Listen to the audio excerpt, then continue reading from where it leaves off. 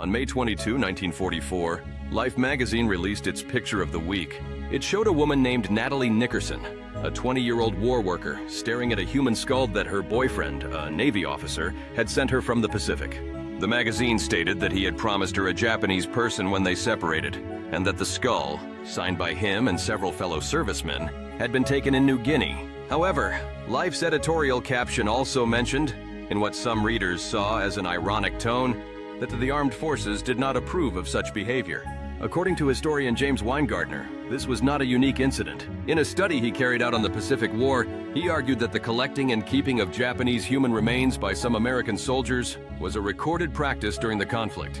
For Weingartner, these actions formed within a setting shaped by the dehumanization of the enemy, which made it easier to treat body parts as war trophies or personal keepsakes. The writer also looks at the reaction of military authorities. The Army released orders banning such actions and warned that images like these could be used by Japan to justify retaliation against American prisoners of war or to strengthen its own wartime message.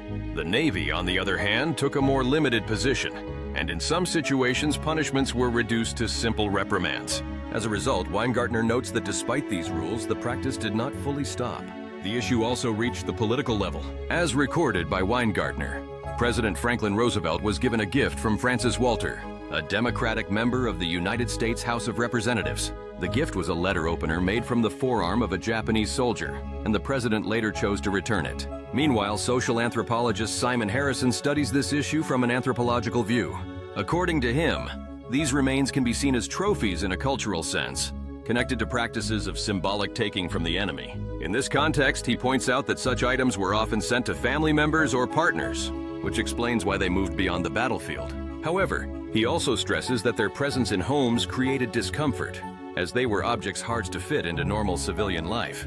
Although these acts happened during a war marked by extreme levels of violence, writers like Simon Harrison stress that studying this issue, the collection and keeping of Japanese soldiers' human remains by American troops, does not mean seeing it as acceptable or defending it as a reaction to enemy actions. Instead, as James Weingartner explains and further develops, this type of study helps us understand how certain conditions, including the dehumanization of the enemy, made it possible for human remains to be treated as objects and circulated in that way.